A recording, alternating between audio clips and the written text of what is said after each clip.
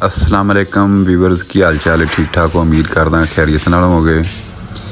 लो जी अज आप कर लगे हैं कटाई पत्थर की। मिस्त्री साहब आए खड़ोते तो निशान ला रहे हैं जी।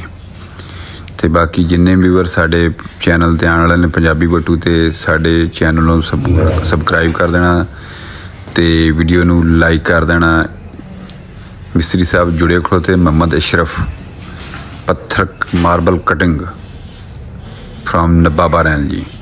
निशान निशून ला दिते ने जी। तो चलते हैं वेखते हैं किस तरीके यार ये हुण थल्ले इनू एवें तलाश करने वाली गल ही है ना कि देखना कि कित्थे हो सकदा।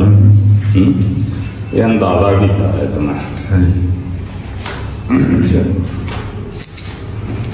ये तो वीडियो मीटिंग कर देगा इसे इथों रख के शाल नाल मेरे गल सुन इन्ना छड्ड के कटना बाद च दोबारा फिर जेड़ा सैर चाहिदा हो होना है। ठीक इथों इथों रख के है इन्ना ला देना जिन्नियां लाउनियां उथों कट के ये जेड़ा फालतू होया ना बाद कटाया इनू बाद च कटना क्योंकि जे काम रह गया तो उसका हल कोई नहीं। फालतू होया तो दोबारा कटाई दूसरी कटाई च उन्हें जाके बराबर हो। अच्छा तू तो बगैर पैमाने तू यार खीर की है इन्हों इतना पौनिया तिरछे इतों कट दें ठीक टक ला दें। ठीक हो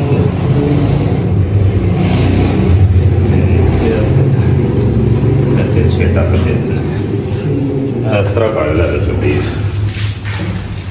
चल शेरा ये हुण ते मिट्टी घटा पैना हुण नहीं खलोता जाना। कोई गल नहीं चलो देखते आप नस जावांगे ना।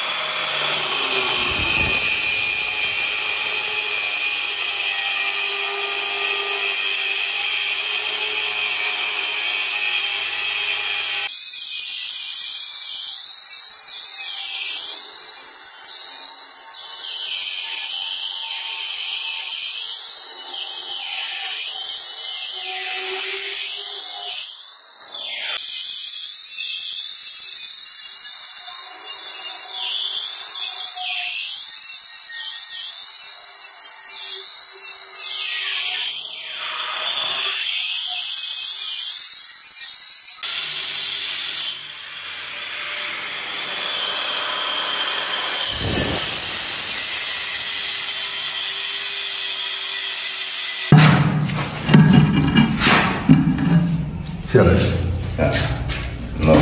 बाकी सफाई सफाई होगी उतनी वो है ना अजे दोबारा कटिंग करनी है। देखो इन्हें ना हिस्सा छड़ लिया ये लाफी छड्डिया। ठीक है ना निशान तो तुम बिल्कुल पूरा लाया। निशान उन्हें पूरा ही लगना अगों ये हाथ का हिसाब है ना वो निशान ठीक हो गया। हुण अगला हाथ के हिसाब ना आना यह पाउडर तो मैं निशान दे दिया अपना। ठीक है जी ये देखो बिल्कुल बराबर इधर चला गया। ठीक है ये पता लग गया कि थले तक टप इत्थे तक है। हुण टप तो अगे है जिहड़ा आधी इंची छड्ड के इसकी दोबारा कटिंग करनी वो कटिंग करके फिर उसका किनारा गोल करना। ठीक है यार कि ताकि बाद में कटिंग हो जाए फिर ठीक है। ठीक हो गया गुड हो गया।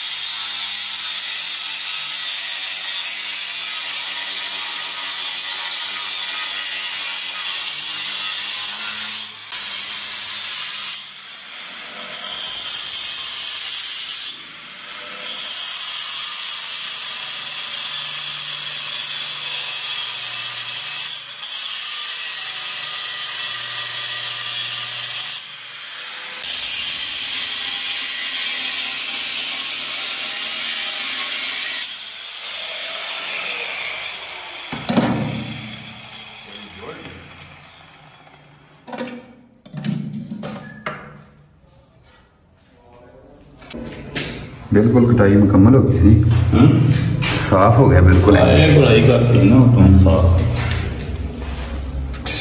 गुड हो गई। आगे किनारा सफाया सी मिल गया ना, मिल गया जी, पालिश ला के ते कंप्लीट हो गया, खुश हो जाएगी ना, इतना जानता है बस की और होनी बस नहीं बस। लो भी दोस्तों मुकम्मल हो गया खाता है।